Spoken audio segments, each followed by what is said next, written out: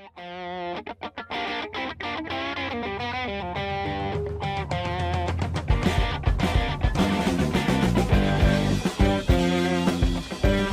afternoon, everybody. Welcome to TraderMerlin Show. It is your Thursday edition, the final show of the week, by the way. It's Good Friday tomorrow, so we will not be doing a show tomorrow. Unfortunately, I had a nice little graphic for Good Friday and Easter, and I don't know where I put those, so oh well. All right, let's start things off with our program du jour. Somewhat of a celebratory day for people like myself who are just disgusted with all the shysters, thieves, charlatans. You know, I don't really like bad people that hurt and steal from others. I think that's just the wrong way to go about living our lives. And Sam Bankman-Fried today, my cover letter here. Welcome home, Sam. No, not the Sam that you know I love to hate. Maybe one day he'll be behind bars as well. But for now, it's just Sam Bankman-Fried getting a 25-year sentence today. Now, while I'm happy with this one, and I think some people out here are as well, I mean, he lied in court. He lied about all kinds of different stuff. And, you know, yeah, just go away. Anyway, 25 years. And I wonder what you guys think about this one. You guys let me know at the end of my rant here whether you believe that this sentence is just. So here's a guy who stole and lied, stole millions of dollars. Whether he did it knowingly, I do believe he did. Whether his goal was to steal from people or to try to actually grow a big company, that's debatable. I personally think he was trying to grow his company as quickly as possible and didn't think it would all implode like that. He just got caught wearing no clothes when the tide went out. However, he did grease the pockets of politicians, many of them, Democrats and Republicans on both sides of the aisle. So it wasn't like he was picking one or the other, because I think he ultimately knew that to get his company up to that level, you have to grease the pockets of politicians. And maybe that would save his posterior on the way down if he got caught. And I think it actually did. He only got 25 years. Now, granted, there are people that have done much more egregious crimes that are serving lesser sentences. On the other side, you have a guy like Ross Ulbricht, which started Silk Road. You guys may know his story. He was the quote-unquote Dread Pirate Roberts, and they finally found him. And basically all this guy did was put up a website where you could do whatever you wanted. He facilitated a website where you could buy weapons, you could buy murder for hire, you could buy hitmen, you could buy drugs, you could buy, you name it, you could buy it on this marketplace. Now, the reality is that stuff still exists today on the dark web. You can go on the dark web and buy just about anything. However, regulators are in there now, and they know, not regulators, but law enforcement officers are in there, and they kind of know that here's these different channels to do these bad services. So Sam Bankman-Fried stole millions, if not billions of dollars. Ross Ulbricht set up a website. Now, granted, bad things happened on that website, but he didn't do those services. He literally just put up the infrastructure for a website. Sam Bankman-Fried gets 25 years. Ross Ulbricht gets 2 life sentences. Now, when we look at those two, do you think that Sam Bankman-Fried's 25-year sentence is fair? What do you guys? Let me see if I'll make a poll here real quick. Yeah, he's not free. He's now in jail. Let me start this poll here. Do you think, it's tough for me to type this one out, was SBF's sentence enough? There you go. I'll just put, was it sentence enough? Sorry if I spelled it all incorrectly there. I'm just trying to type and talk at the same time. You guys let me know what you think. 25 years for what he did. Think that that's worth it? You know, were there people harmed in it? Yes. Did people kill themselves because of it? You know, when you look at what happened with Do Kwon and Terra Luna, there is documented cases of people killing themselves because of the financial losses incurred from Terra Luna. So, you know, I don't, it's tough to gauge the severity. I think that part of it is he got, I don't know. I didn't read that part, Dave, and part of his restitution. I don't know if I read that restitution part. I know I didn't read it. I didn't see anything on there on that. But if you look at, you know, Sam Bankman-Fried's crimes, he stole money. I don't think he physically intended to hurt anybody. I don't think it was malicious. Then you look at somebody like Do Kwon, which is Terra Luna. That cost the global community about $60 billion worth of value, and people that had their money invested with that guy, they're, you know, some people committed suicide, documented. Then you look at a guy like Mashinsky, who was the guy behind Celsius. always felt like a charlatan. Every time I saw him, he felt creepy, and I was like, God, I don't know if I want to keep my money at Celsius. And unfortunately, I did listen to my gut, and I put it there, right? I put it at Celsius and lost some crypto. So I don't know. I'm going to see what you guys think here on the poll. Give another minute or so for you to say, do you think Sam Bankman-Fried was just 25 years? And yes, I saw that comment out there from Naum. He'll be out in 12. He'll probably be out before that, because this guy, I mean, come on, look at this little baby face. This guy is going to be, he's not going to do anything wrong. He's just a little goody two-shoe boy. He's kind of a goofy little nerd. I don't think he's going to be getting himself into trouble. He'll probably be extremely respectful to all the authorities. He'll probably get out much earlier. Oh, it says he's got to pay $11 billion. I don't know where he's going to get that. Yeah, $11 billion fortune. I don't think he pays restitution. That may be FTX's number, and I'll have to dig deeper into that one. Today, I'm just going to focus on the sentence itself, because, I think what happened is this is sending a message to the industry, and it should. Reality is Do Kwon, Mashinsky, and a couple other people from Three Arrows Capital, and maybe even BlockFi and Voyager should potentially receive some time, and I think it's a good thing. I really do. I'm happy it's over with. I don't want to see this guy anymore and listen to his sob stories and the lies he puts out there. The thing I wonder is, should others of his organization, Carolyn Ellison and the CFO, should they also be, put behind bars for a little bit with their role to this, because they're getting off scot-free, plea bargain and getting off. So to me, nuts. I'll check that MG. I didn't know he had to forfeit $11 billion. I don't think he has $11 billion. Remember, at one time, he was the 44th richest person in the United States.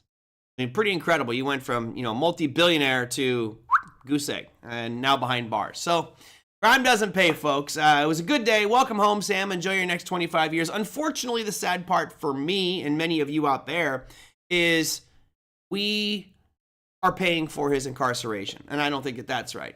He should pay for his own incarceration. Pay rent in these facilities. Tom says, what did Sam Bankman-Fried do that people could not have avoided with a little buyer beware thinking? What were the actual activities he did? Ponzi, crazy stock, staking, using client capital. Number one was commingling of funds. Number two was the trading activities. There was some issue with the way that the money was flowing. Customer funds is the number one, and a lot of that money disappeared. So basically, he was, in essence, stealing from people, and that's the major crime from him. Now, I was talking to a friend today. I think it was on Twitter with Brian, and he was saying, what did Bernie Madoff get? Because Bernie Madoff did something similar, although I think Bernie Madoff was much more intent on his Ponzi scheme, and he got 150 years. So this is nowhere near what Bernie Madoff got. So he should consider himself lucky with that. There were a lot of people that were thinking he would get a life sentence, which I think is a little extreme. But Tom, you're right. I think when we deal with money, and I think that's what many of you here appreciate about maybe the way I present things and just the financial markets from your perspectives, is if you have money, you have to know that people are going to try to take that from you, period. No matter how much money you have. But if you have money, people are going to try to take it from you. So you have to be very protective of that. So if you put your money at a Coinbase or a Wells Fargo or JP Morgan, wherever you put it, you should do your due diligence. And, one of the things we feel comfortable and maybe take for granted here in the U.S. is we have FDIC insurance on our bank deposits up to $250,000. Okay. So as long as my bank is covered with FDIC, I don't really worry about it, right? Number two is our securities. Apple's, Intel, Microsoft, etc. When we buy shares at an E-Trade or a Schwab, it's SIPC protected, so we have that little umbrella of confidence. When in the crypto world with Coinbase, Kraken, Gemini, Binance, FTX, Huobi, KuCoin, all these ones, you've got nothing. You have no protection yet. And I think that has to do with just the infancy of this business. In the next few years, as this grows, I don't think it's going away. I think it will evolve and we'll have regulations on it. Once we get that, there is the possibility of having some financial insurance coverage on these assets. And therefore, we will have greater confidence putting our money on these cryptocurrency exchanges. But we have to have that framework put in. Right now, we just don't have it. I think it's surprising that Sam Bankman-Fried and others were commingling funds. Like, you've got to know you can't do that, right? You can do what you want with your money, but you can't take your client's money and treat it as yours, which is what Sam Bankman-Fried was doing and some other exchanges. They're still investigating Binance, but I think Binance kind of skirted that one a little bit because they have so much assets. The politicians will be held responsible as well. I kind of imagine they were that dumb. No, and the sad part, Lisa, is I wish it was public knowledge and there should be a website that says, here's all the politicians that received money from Sam Bankman-Fried in this fraudulent thing, and here's the ones that gave it back. There were a couple senators that said, whoa, I'm giving that, $1 million, $500,000, whatever it is, I'm giving that back. They should all be required to claw back those contributions, and that should go back to the clients that lost the money. But instead, some of these politicians are straight up scumbags. I don't know how they get into office, and they'll keep that money for sure. Wonder if I have access to the internet. I don't know. Right on, John. I agree. Give that money back. I know myself, like if I was given money in a campaign by anybody and that person was busted for murder or did a crime, to me, this is blood money. This is bad money. And I don't need to lower myself to that level to get a few extra bucks. I'd rather that my campaign and my progress was reflected by the content of my character and my actions, not the fact that I'm aligning myself with somebody like this who, they should all be required by law to give that money back, but they are not. Yep, exactly, Noam says Sam is connected with the elite. 100%. And I'm willing to bet you that his parents, who are both lawyers, have been involved in this all along. I cannot believe they just turned a blind eye and said, oh, don't worry about it, you'll be fine. I'm sure that they were like, okay, now you're doing some shady stuff here, buddy. You need to start contributing to these politicians here, and these politicians here, and these businessmen, and these lawyers, and these judges, and you just, you've got hundreds of millions of dollars in free flow cash. Send it out to these guys. So either way, regardless of your stance on it, some people don't know the whole story. Others are like, oh, you like my t-shirt? It's funny. A lot of people don't get this shirt. And it's the wrong time of year. It's not football season, but yeah, thanks. I was just looking for a shirt this morning. Grabbed that one out of there. I love this shirt as well.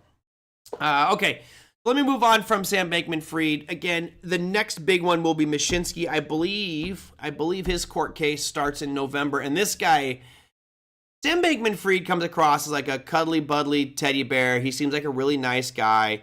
Deep down, I think he does have some bad intent. Mashinsky, who's the other guy who's going to be going on trial for Celsius and what he did, he just comes across as an arrogant scumbag. He has the most incredible attitude about himself. It was just, I'm looking forward to his trial, and I'm hoping he gets more time than Sam Bankman-Fried, although he probably won't. All right, I didn't have a lot of time to get to my graphics. I really wanted to refine this thing down and make it look better for everybody so we can make my show look a little more professional, but not going to happen. So here is my my first topic for the day of today's market highlights. We got gold, ATH, all-time highs. I love it. I'm excited about this one. Let's bring up that gold chart. Here's the GC. And just screaming. I mean, yesterday, technically, we closed at an all-time high, but didn't pierce the all-time high. Today, we had both.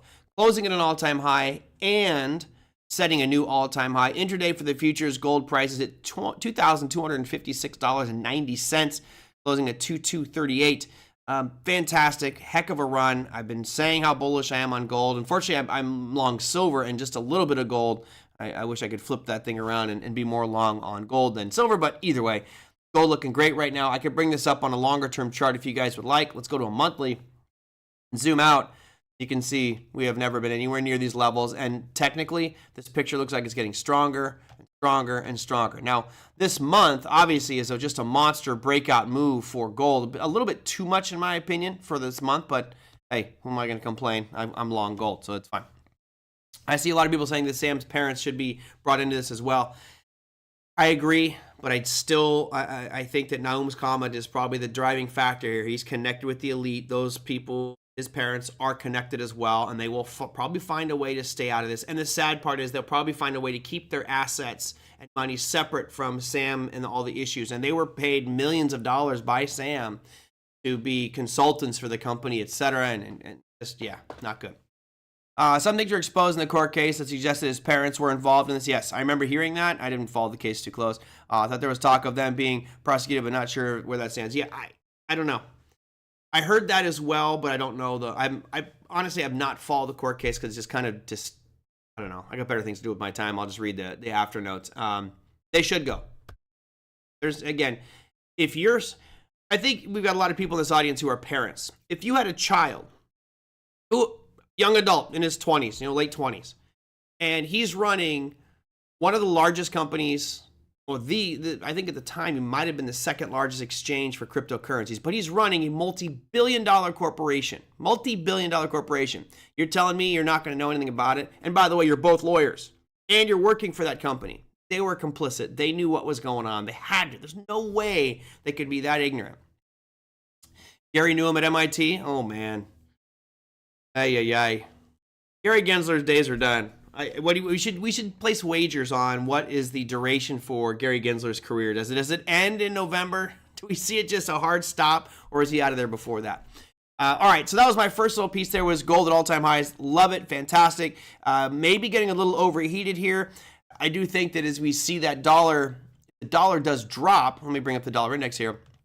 That should help even more, but we've actually been seeing gold rally with the dollar rallying, which is somewhat of an inverse relationship. It shouldn't be that way.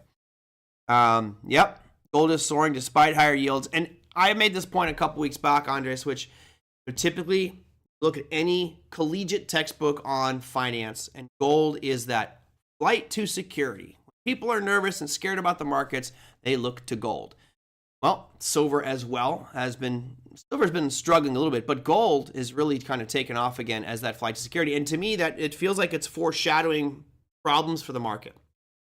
That's just kind of my gut feeling, is it's forecasting problems for the equity markets going forward because people are buying gold like that. We shall see. Who knows?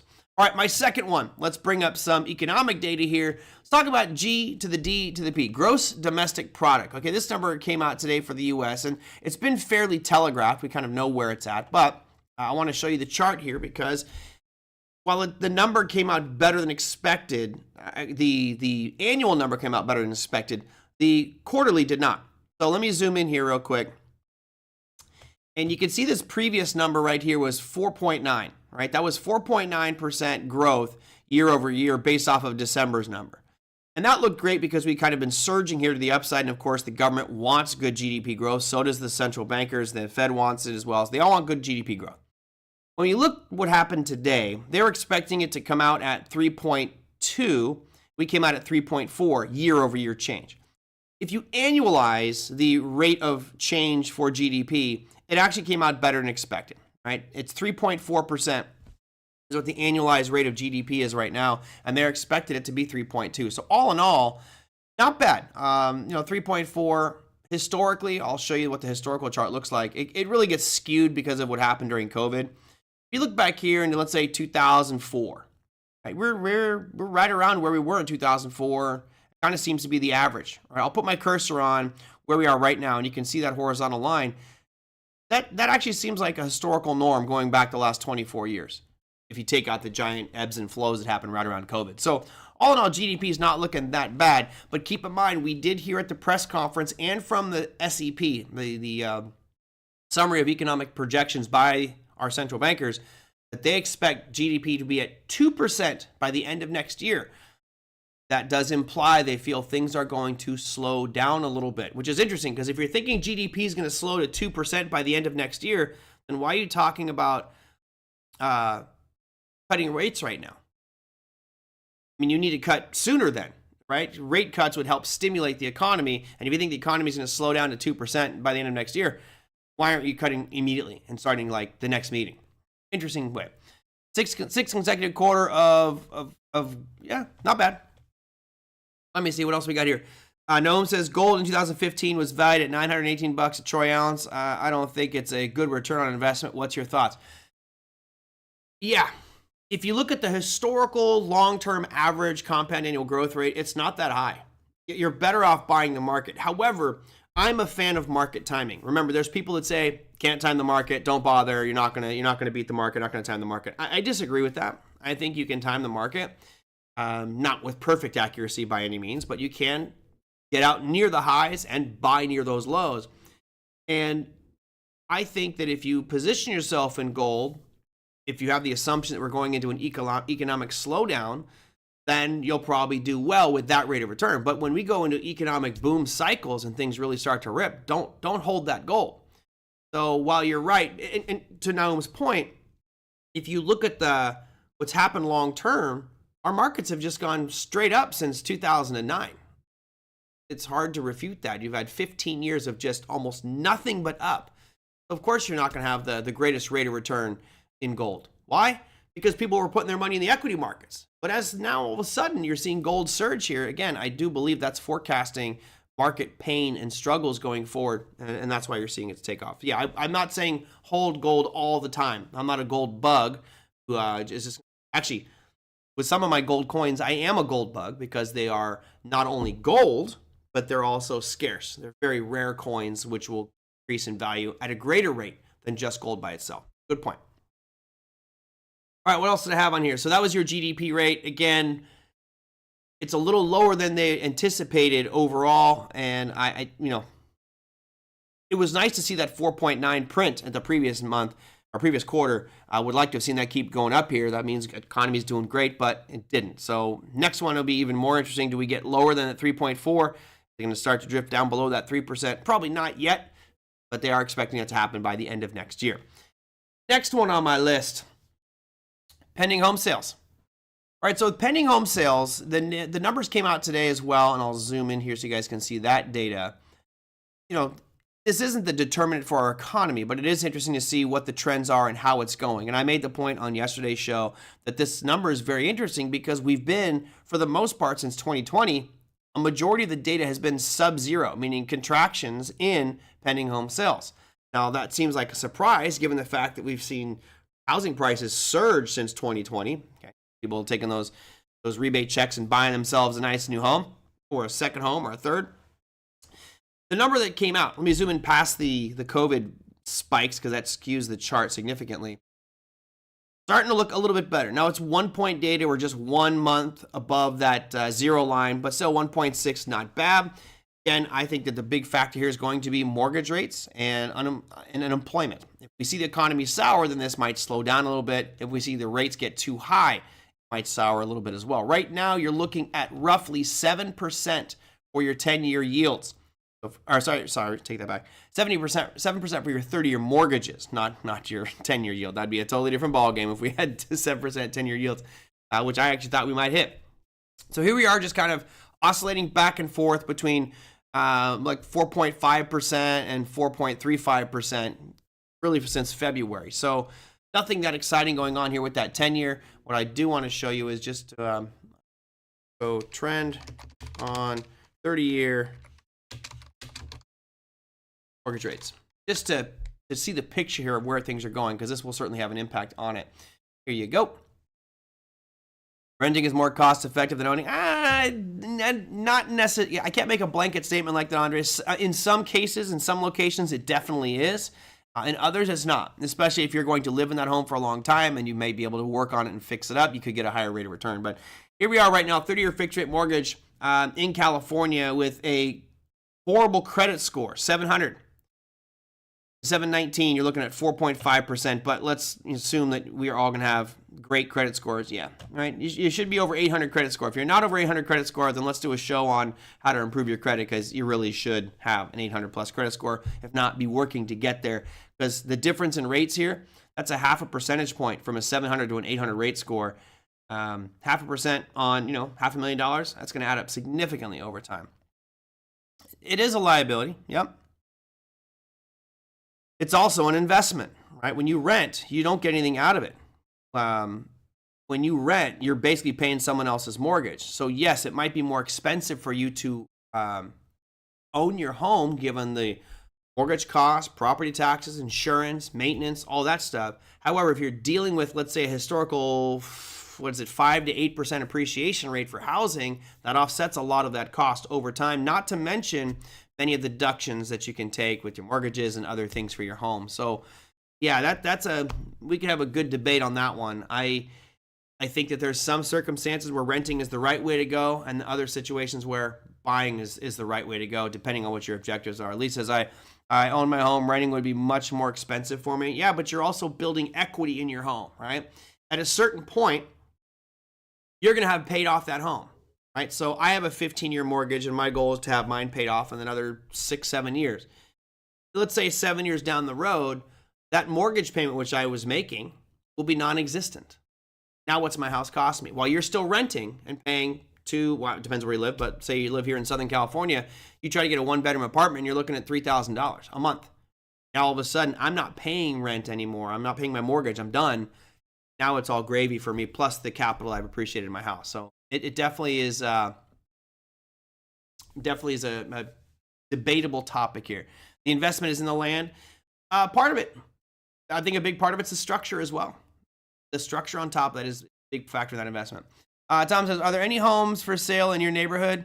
Are there none available in my little Southern California? Yeah, there are some in my neighborhood. I think there's 3 for sale right now, but man, they go quick. They go really quick. And the property values are just soaring. It's crazy. You know, we're going off on a tangent here, but hell, let's just do it. It's going to be a holiday anyway.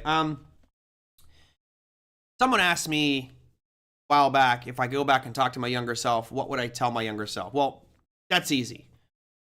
Put all your money into Bitcoin. In January of 2009, buy a computer, set it up, start mining Bitcoin, and just do that. Make that your full-time job. Just mine Bitcoin. It would be a totally different world right now. I would have islands. I would own islands. Anyway, let's go one step further and be realistic. If I could go back and tell my younger self one thing, and you guys, I'm curious what you guys think. If you could go back and tell yourself realistically one really important life lesson, what would it be? Type it in a chat while I go on to this one here. If I could go back, I would correct some of the mistakes I made, because my father's a realtor, and I was buying and selling. I bought and sold many homes over my years, and my biggest regret is that I sold those homes. I should have bought those homes and just kept them forever and rented them out. And a huge mistake for me. I had some duplexes in Texas that I sold. I sold two duplexes, so 4 units in Texas for like $119,000 each. Those things are now worth $500,000, plus the consistent income from renters, and I can keep raising those rents.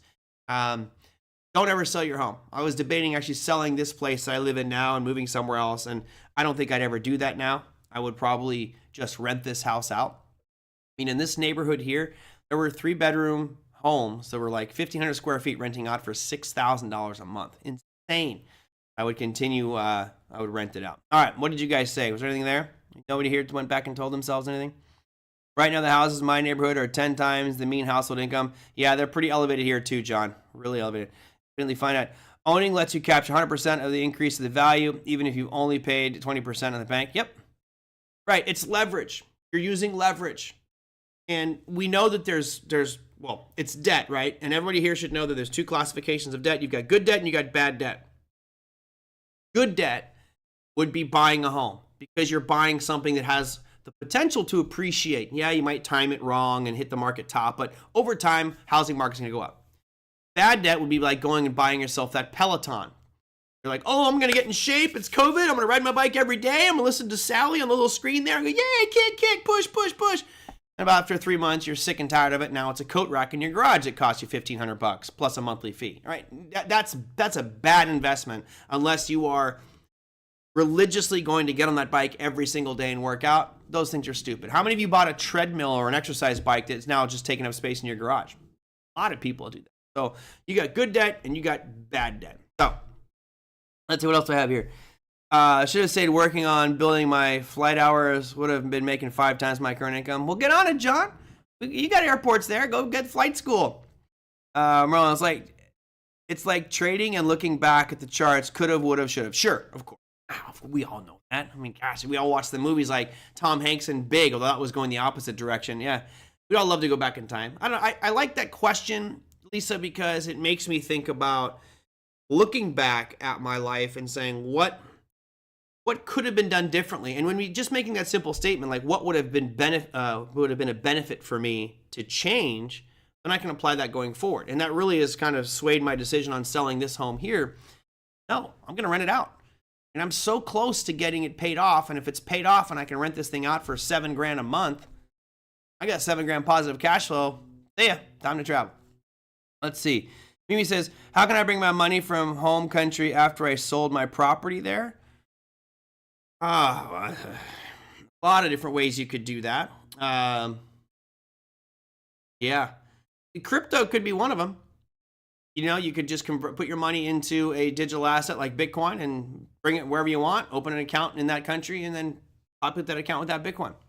Depending on how scrutinizing the regulators are, they look at it fishy, but I think you're probably okay. Depends how much it is. Buy land and hold Apple and Microsoft. Yeah, I like that. I had an order track that turned into a place to hang clothes. I said it kind of as a joke, but there's some truth to that one, right? Let's see. Westlake says, I'd have to sell. Got a pool, too much liability. I don't have a pool. I'd never want a pool. I don't want a pool. Everybody always wants a pool. Nope, no sir. Not gonna do it. Okay, let me go into our markets for today. See what we got cooking, because there was some nice movements. I really had a mild day. I did a little bit of Russell trading on futures this morning, and it was okay. Traded the opening range breakout, and it actually worked out, but it wasn't a big day. It was a very minor one. So let's run through our top 7, 8. NASDAQ, what's to say? Still looking fantastic, making higher highs, higher lows. Great, nothing's changed. S&P, same picture. There's only one picture here that I think tells an interesting story. So here is your S&P, which looks decent. Although notice the picture for today. You're kind of tapping that high a second time, and you have this kind of really narrow range hesitation day that closed near the lows. That is a sign for me that, like, if I'm tomorrow morning when I get up and I start trading, I'm going to be looking for short opportunities on a break below 53.01. So if I get that S&P to start ticking below 5,300, I'll be shorting it, and I'll try to short it fairly heavily. I think we're due for a little bit of a correction, but I've been saying that for a while, and those down moves have not been that significant. So a little bit of a move tomorrow to the downside is what I'm anticipating if we break those lows of 5,300. But all in all, that chart looks fantastic. I mean, absolutely fantastic. Dollar index, nothing to say here. I mentioned we won't talk about it until it gets out of that range, so I'm skipping it. Russell 2000 has an even better looking, it's Holy Week, low volume, right? Yep, exactly. Market is closed tomorrow, correct. Oh, sorry, yes. It's a force of habit. I know the market's closed tomorrow, Lisa. We are not doing a show tomorrow because the markets are closed. So on Monday, we'll look at that one as that opportunity. Now, the Russell has a similar picture. I'm going to put it right below today's low of the Russell, but let me change that to a dotted line because I don't want to start getting my lines all confused here. Make a little dashed line. There you go. So, yep, tomorrow is Good Friday. I mean Monday. Yes, Larry, I know. It's such a force of habit. I mean, the market's closed probably, 9, maybe 12 days a year, if that. Yeah, I knew Good Friday is one of them. I said at the top of the show, Easter, Good Friday, and I said I'm not doing a show tomorrow. And yeah, I just force a habit to say tomorrow. Let's see, going up that list. This is another one. Keep your eye on Monday because markets are closed tomorrow. Keep your eye on this one for a potential short as well. But again, we've got 3 days for this market to move around. So who knows what it's going to be like when it opens up. And there's our 10-year. U.S. 10-year. Really weak today. It started looking strong. I actually really felt like it would have a nice little move. Didn't you plan to have a show with Don? You know what? I'll reach out to Don today and make sure because markets are closed. If Don wants to do one, I'll do a show with Don. But I'm not going to spend the time and research to do a whole show on my own if I don't have markets open. I like markets open, no trading. So we are going to miss the PCE data. Podium time. Top 3. Bronze medal. Gold. 1.16% gain today. We already looked at the gold chart. All-time high intraday. All-time closing high. So fantastic moves for gold today. Crude oil. Had a nice little showing. And again, I know you guys like Merlin. You're a broken record. You keep talking about crude oil moving higher. And there it goes. Keeps on rallying up to the upside. So looking good here for crude oil. Of course, that means for everybody here, energy costs going to get slightly more expensive. OPEC's next meeting, I think the meeting is before June, but apparently they've said they're going to keep these rate cuts in place until June. So I don't see anything changing here going forward into June. I think this trajectory will continue on up, drift on up, and I've got that $89 target there, which from current levels, if we were to measure this out with a measuring object, are going to be roughly 7%, 7.2% gain from here. crude oil. And finally, Bitcoin back on track. You know, it had that really aggressive sell-off. It hit literally right to the T where I draw this line. It's 61,000, which is kind of love when that happens. I didn't buy anymore. I don't need any more right now. And if you go the peak here, we established on the futures back on Wednesday, the 13th of March, that intraday high of 74,365. The way this is going, I actually think we're going to break through that here probably by the end of next week. I think things are really kind of drifting up, drifting up, drifting up. I can never find decent premiums on SLV. Yeah, Larry, it's been tough. So I'm long silver and I'm selling calls against it. I've got calls at the 23.50 and I sold puts last week. Last week? Losing track of time. It was either early this week or last week. Today's Thursday. I think it was last week. I sold puts on this and I sold the 22s and I got a little over 1.5%. So nice. It was a good premium for the April 19th. What other pieces? Let me just bring up a couple different ones. You guys, some people would give me grief about ARM. Look, my thoughts on ARM is it's got a ways to go, right? ARM, I do think you're going to see profit taking come in here. I do think that's going to end up pushing it lower, but you know, it started to rally up. And I think it's funny, on Monday and Tuesday, I got a message from guys going, you're wrong. It's like, I'm not going to be right instantly, okay? It's a slow process. And if ARM does start to break through some of these most recent lows, I think that selling will intensify. Right now, you know, you're at 124.99. I bought the 100 puts directionally, and I forgot the premium I paid. I think we'll get there, certainly by, I got to look at the expiration date on my puts, but when I buy directionally, it's usually 90 days out. And what else did I have on here? We had the GOEV still going. That was up 9.8% today, certainly off its highs. The question I'm having for myself is, do I hold it? You know, their earnings are supposed to come out tomorrow. I got to check that one to make sure, but they said their earnings were going to be on the 30th of, maybe I'm wrong. Maybe it's not March, maybe it's April, but their earnings are coming up here soon for GOEV. And I'm going to probably keep it through that based on the recent moves. I also still have Rivian.